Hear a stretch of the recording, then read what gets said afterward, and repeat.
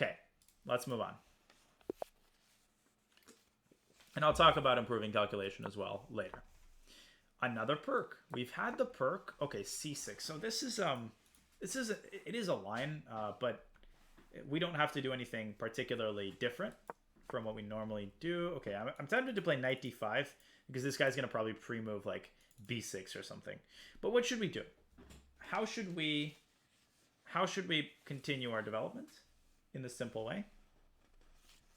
So we have several approaches here. We can choose to occupy more of the center with f4. That would be possible, but let's play the calm move with knight f3. And now let's of course develop this bishop to c4. And we're going to dismantle the hell out of this line. Okay, now bishop g4 pins our knight. And by pinning our knight, he's exerting indirect pressure on the d4 pawn. So where should we put this bishop with an eye toward that? Well, bishop f7 doesn't work because of queen f7. He thinks he's cool. But we're going to show him that he's not. Bishop e3 is right. This is why you shouldn't be afraid of these kinds of players who like do all this stuff really fast. Now, here's an interesting question. Well, which side do we castle? We can actually castle queen side. That would be risky. But before we decide which side to castle on, I am annoyed as hell about this pin. Theoretically, how can we dispose of this pin without moving the bishop to a passive square? h3, g4. Now, what would h3, g4 mean in terms of where we castle? Like, if you think about it, if we play h3, g4, where do we basically commit to castling? We basically commit to castling. But that's okay, because he's developed so poorly that it's okay for us to telegraph the pass. Okay, he's not going to checkmate us. He doesn't have anything out. His pieces are passive. He's full of weaknesses. Let's get rid of the pin. And since we've decided to castle queenside, well, let's frickin' castle queenside.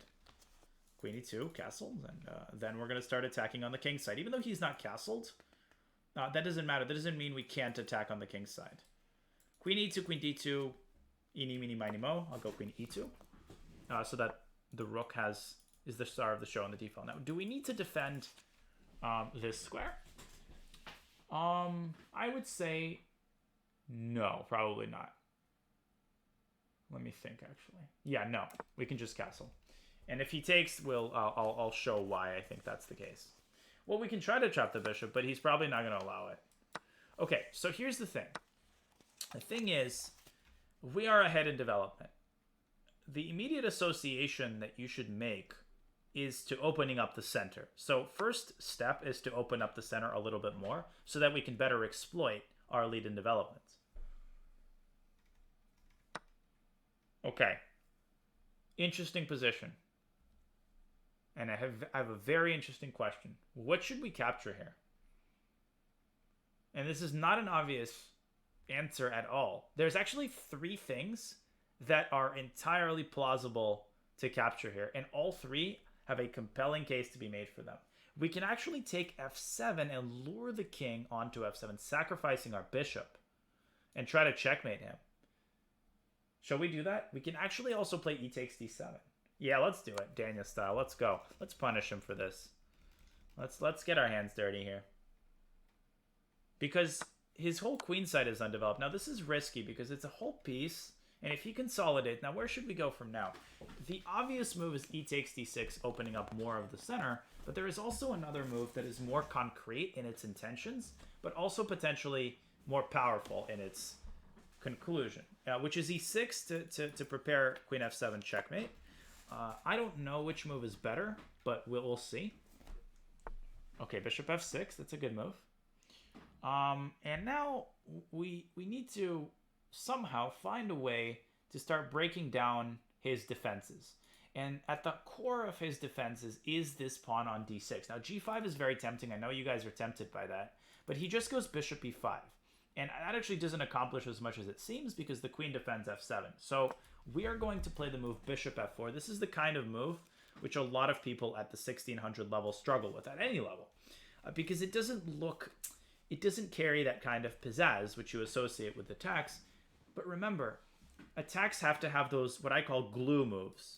Ah, ladies and gentlemen, we've opened up the D file. What does that mean? This would be checkmate were it not for the queen, which we can distract with rook d8 and give the checkmate. And what move contributed to that? That's the glue move, bishop f4. Okay? Prepare slowly, attack fast. Good game. So, all right. So he went here.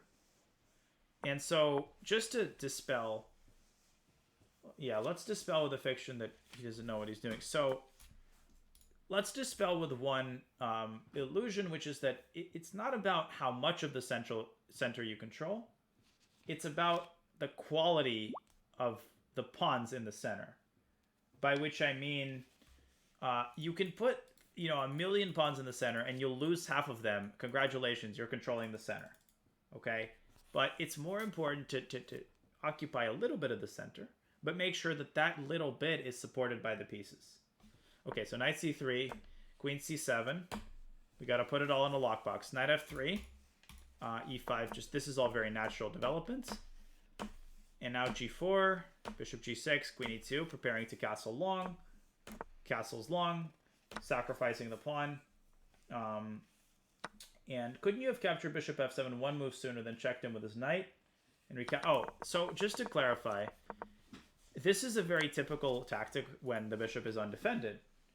And the idea is you draw the king out and go knight g5 and queen takes g4, which is all well and good. But you have to factor in the queen. So full board vision, queen takes f7. That doesn't work. But if the queen was not on f7, by the way, if the queen was on d8, this would also not work. Why? If the queen was on d8, this would also not work. Why is that? And that is something people very often miss or forget about. And you can actually catch some people on this trap. Let's actually imagine that the queen was on d8. So the queen could just take the knight. That's actually crucial. Boom. The queen simultaneously defends the bishop, and if you count up the pieces, black is just up a piece here, which is bad. So that's something to bear in mind as well. So anyways, fast forward to the moment of truth. The obvious move here was, yeah, queen e2, I thought the queen might come to f3 one day. The obvious move is queen f3, but the reason I didn't do this is because of d5. He closes in the bishop, and then he has a tempo which he can use to at least castle, which does not make the king particularly safe, but it makes it a little bit harder to reach. But the capture that some people might be forgetting about is e takes d6. You might be looking at this and, whoa, what is this? I mean, you're allowing black to take the queen, but look one step further. You take black's queen.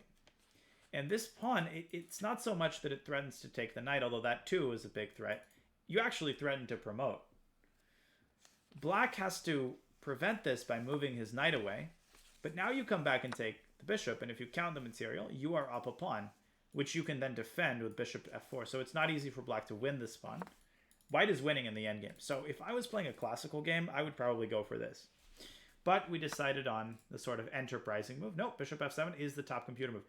So it's hilarious. All three moves lead to a clear advantage. I checked. But here, I think e6 is actually not the best. I think we should have gone here. And maybe queen f5, queen e6, just the sort of more dinosaur approach. Open everything up and get your pieces to good squares. But we played e6.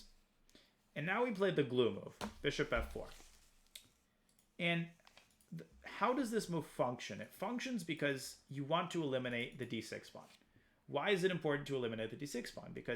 Not because it's a free pawn, but because that is the key to black's kingdom. If you can open up the d file, that's a crucial artery to black's king. And if you think about it, we already have one artery or one avenue, but that's defended by the queen. If there's going to be two avenues, and we saw this happen exactly in the game, that's like screaming an overloading tactic. So to find overloading tactics, you need to identify situations where there's two potential mating squares, both of which are defended by one piece. And so you can overwhelm that piece by sacrificing one piece on one mating square, and then that vacates the other one. So rook d7 also would be possible, by the way, yeah. But rook d7, queen d7 would keep black in the game for the time being. Knight takes d7, and black is still breathing, although queen b3 basically kills him because of this. So, of course, this would be winning, but rook d8 is much, much cleaner. So hopefully this this makes sense to everybody.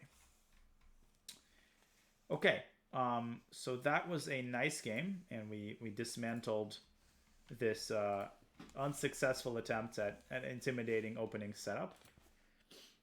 No, knight takes doesn't work, of course, because that's the whole point of rook d7, right? Because that blocks the queen's control of f7.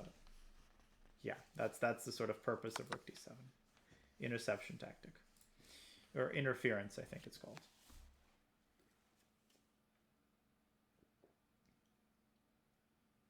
Okay. Let's continue. One more. And then we'll probably call it because I have a lesson soon. All right. But after such hype, I have to continue. Okay. So again, we're going to go for a Sicilian. And again, he goes f4. So I guess it's a popular line. Okay. So we literally just had this, but I don't think it's the same guy. Okay. So this guy plays bishop e2. The previous guy played c3. So we don't actually need to play d4 here. We can develop. And here we can, well, we don't have the d5 square, but we do have the g. Okay, knight h4. That's interesting. And that throws a bit of a wrinkle in our plan, because if we go knight g6, we allow him to take our bishop, and that kind of ruins our structure in the center. So what we should do is we should flip the order of our pieces. We should go bishop g6 and then vacate that square for the knight. Now again, we can go d4, but this time let's actually play it without d4. Let's go knight f5. Why is it okay? If he takes our bishop, we would have taken with the h-pawn and opened up that file toward his king. Okay, d4 would be a mistake. Okay, so he tries to trade all of our pieces, which is kind of an annoying strategy, but it would be fine to trade here. But what else could we do here? What else could we do here? Yeah, g4 was a thing, but I'll explain how we would have dealt with that. Yeah, bishop d3 is a nice move. Let's see what he does. Yeah, and now we can go back to g6. So the whole purpose of that, if we went to g6 immediately, he would have been able to go f5 and sort of broken up the center. Now the bishop is safe and sound, and we can just go bishop e7.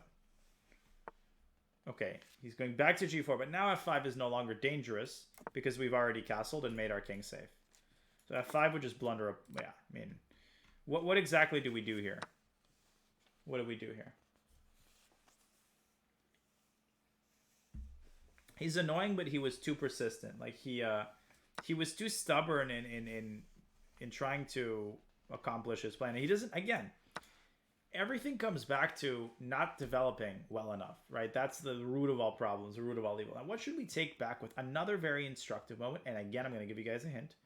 We can violate a rule here, and it would be justified. So the instinct that everybody has, I know, is to take with a knight to preserve the pawns, or to take with the h-pawn. But is anybody thinking about maybe taking with the f-pawn so that we can open up a file? Why is it important to open up a file here? Because he's not developed. So an open file is a ticking time bomb for him.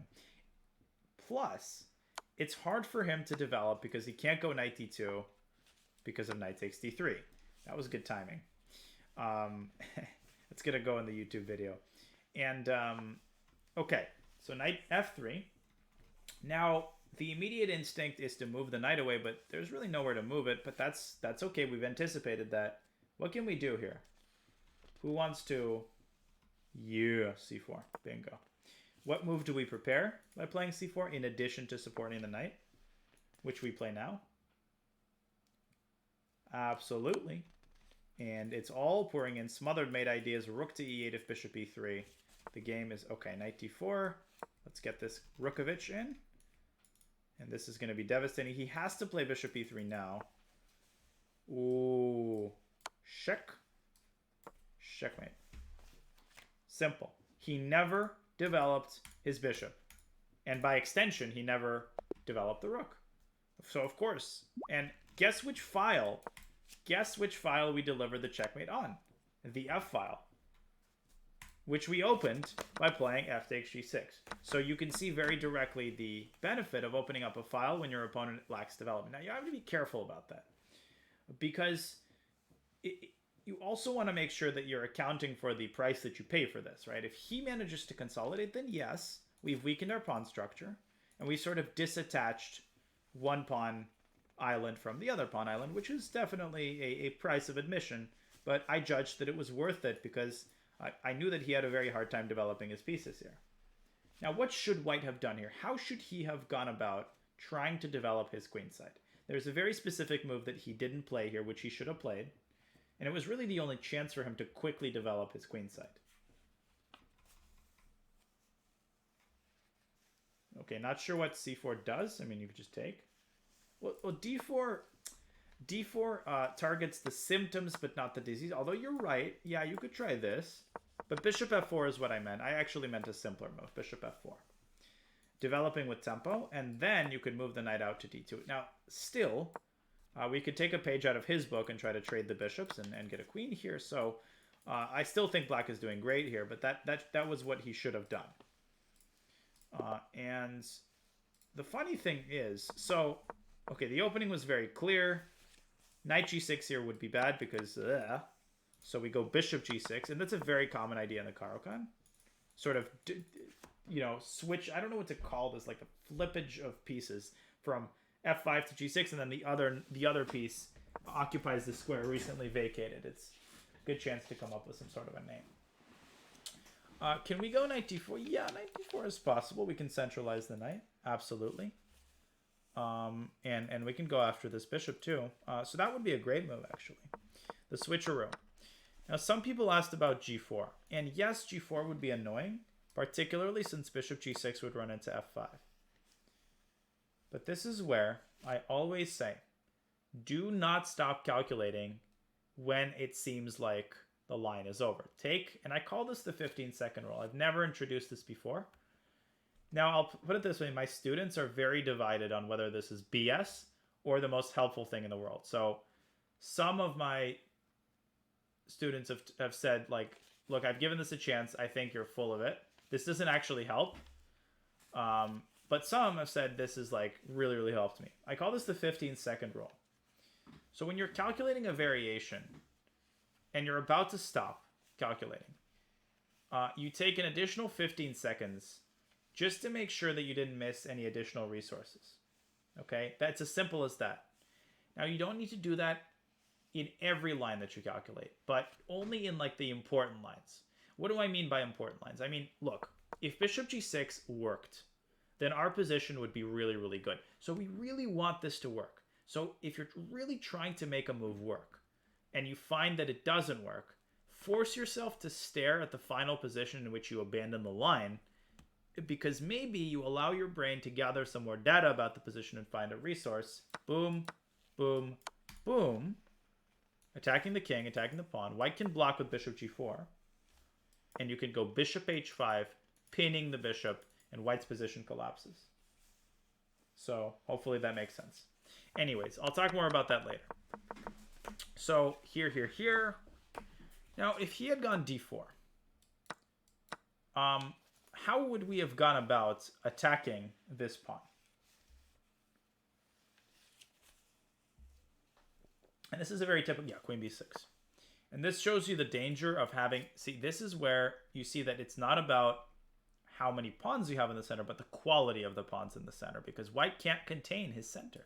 Bishop e3 blunders the pawn on b2. So he loses the pawn on d4. It's a classic trope. So he went f5, which was asking for trouble. F takes g6, knight d3, and look at all of our pieces come in one after the other. Bishop, knight, queen, knight, bishop, rook, rook, checkmate. Down the f file. Bingo. Questions? All right. Good. Very, very good. This was a nice game. And let's play one last one. Encore. Encore. I'm feeling good. Chess. Man, we're having a lot of black games today. But okay, we'll play another Sicilian. Okay, queen f3. Great. He's probably going to go here. Nope. Okay, so again, there is no need to change our strategy because our opponent is playing something dumb. So we can just develop our pieces, okay? And there's two fundamental approaches that we can take here. One is to, Panda with 1,000 bits, thank you. One is to open up the center immediately with d5. But I don't recommend that because that could potentially justify the placement of the queen. So let's actually prepare. Well, we can prepare d5. Let's prepare d5. Let's go e6 and d5 just so that we get a nicer, more robust pawn center. Also, it's very important to realize that we're not going to beat this in 2 moves. Okay, we need to play methodically. We need to develop our pieces, and we can't play our opponent's game here. Okay, we should play. Okay, so this move almost loses. 1 second. Yeah, it's very close because knight e5 almost traps the queen, but he has queen e3. He has queen e3, and that square is relatively safe. So there's no need for that yet. Let's castle. Let's castle. Let's see what he does. Ooh. Ladies and gentlemen, why is this a bad move? Horrible. This move will kill him immediately. I mean, in the next, like, 5 moves. Oh. Oh. And he can't even get his knight. He's probably going to go, knowing the type of guy that this guy is, bishop d1. He's probably going to go bishop d1, thinking that he's going to develop the knight to e2. But we're going to show him who's boss here. Watch him go bishop d1. That would actually be kind of sick. But no, actually I can't predict these people's moves. I mean, he can literally do anything under God's blue sky. Yeah, g4. Okay. Now rook e8. Now, obviously, if he goes g5, which he probably will. Yeah, there was no way I could predict that. Then we obviously, okay, queen g2, fianchettoing his queen, great. Now he wants to go knight f3, which is a noble intention. We have so many good moves here. We could fill up a book with the amount of good moves that we have. We could go knight e5, and the simplest is to go knight. I would have gone queen e7 to stop him from going knight f3, by the way. But this is also good because if he goes knight f3, obviously, we have checks on d3 and knight f4 with a huge fork. So he moves his king. Great. Bone cloud on top of everything else. But this is the moment where a lot of people struggle. We need to strike while the iron is hot. We have most of our pieces developed. So we need to open things up before he gets a chance to consolidate. How should we go about doing that? There's 2 tempting moves. One of them is a mistake. The other is good. So there's d4 and c4. d4 is a mistake because it allows him to go c4. And it closes up the center. Now, why is it not symmetrical? What if he goes d4 here? Yeah, well, he does. What's the difference in this line? What's the catch? And we've already seen this before, just in a previous game today. The catch is that we have this d3 square. And we have the same situation where we have this chain reaction of outposts that have opened up in addition to this monster pawn sitting on d3, which, by the way, is not easy to win. There we go. It's exactly like that previous game. Queen e7 would have been a sexy move instead. I mean, look at this. Look at our pawns here. And on top of those pawns are going to appear a bunch of pieces as well. So this is actually horrendous for white. And again, it's going to take us a while to actually break this down, but it's not a race. It's okay. He continues to push his pawns. So there's just so many things we can do here. Okay, one good way of getting to his position would be to go queen a5, and I'll explain this move in a second. What we're trying to do is do this. But the immediate queen a4 is not as effective. For what reason? Why is queen a4 not that effective? Because of b3. So how should we prepare queen a4? By which I mean, how should we prepare against the move b3? We should go bishop e6 first. Exactly. And then we go queen a4. And if b3, we can just take on b3. And then take the rook if he takes back. We can even take... Okay, thank you for helping us. He literally just, just abandons any ability to even play b3. And now we're going to get right into his grill here. And we can actually build a little queen-bishop battery right in his face and go queen d1 mate. That would be one way to win. If he goes bishop d2, then he drops b2 and he drops all the other pawns. Although we don't even need to take it. I can actually show you guys a cool win there. So, yeah, this is just... I mean, g6 is ridiculously innocuous. Okay, goodbye. Let's blow him to smithereens here. Rook h2. Yeah, this guy is fooling around, but you know, this is not always that easy to beat. And sometimes this kind of works against people who get intimidated, and that's understandable. But hopefully, if I've, you know, had one impact on you guys in the speed run, it's that you're no longer intimidated by all of these weird systems. Okay, so what should we do here? Well, let's first take the rook. And we have a very nice move, very thematic move in this position. Just blast everything open. Blast it all open. Ooh. E3. Fe, rook e3. And the queen is undefended, which is actually a very important thing to observe here. Otherwise, this would not have worked. So we still need to be accurate, and we still need to make the proper observations. Oh, he has this. He's actually quite slippery. Let's get the other rook into the game. He's actually quite slippery, believe it or not. And now we have rook e2 as an idea. We could have done that first. It doesn't matter. Yeah, so now rook e4 makes sense to try to separate the queen from the bishop. And then if he goes queen f2, when he goes queen f2, we're going to go rook e2. No, he doesn't do that. He goes there. Give us that, please. Thank you. And then rook e1 mate is going to be the threat, as well as rook f4. Yeah, this is over. And he resigns. Good game. So a good lesson in how to beat these kinds of systems. Yeah, so notice that we didn't play d5 immediately, because the funny thing is this could have justified the placement of the queen. And this is still bad for white. I mean, we can go e6, but you don't need to rush to play d5 in every instance. So we go e6, then d5, then we just develop. Now knight e5 again doesn't trap the queen because of queen e3, and then he can play f4. So that would be hasty. But he opens up the e file for us, which we occupy. Then the move c4, very instructive, opening up the position or creating an outpost on d3, which we occupy. Wow, 4,200 subs. That's ridiculous. Incredible, guys. Thank you. Now we create this pawn wedge, and we find a way to make inroads into his position. So literally, you identify a pathway to his king. It's not rocket science. Okay, I saw that this was one potential pathway, and I asked myself, what is stopping us from accessing the king through that pathway? Well, it's the move b3. How can we go about taking the sting out of b3? Well, we can go bishop e6 first. By the way, if he takes the pawn, we can just go bishop e... Actually, this is actually not that simple, because now the queen is hanging, but I suppose we could give a check first, and then a check, and then a check, and then take the queen.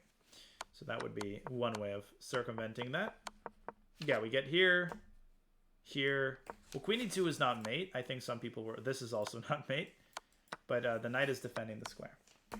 So e3, breaking through, and just taking everything. So very simple game, but nonetheless, I think a good lesson in preventing and in dealing with this kind of crap that some people play.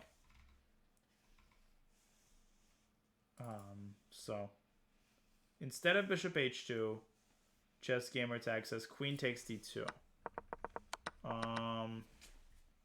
Well, then king takes, and this is not checkmate, although it's very close, but that's another thing you want to watch out for. You want to be careful about getting too fancy in situations where you're completely winning. Sometimes the business-like approach is a lot better.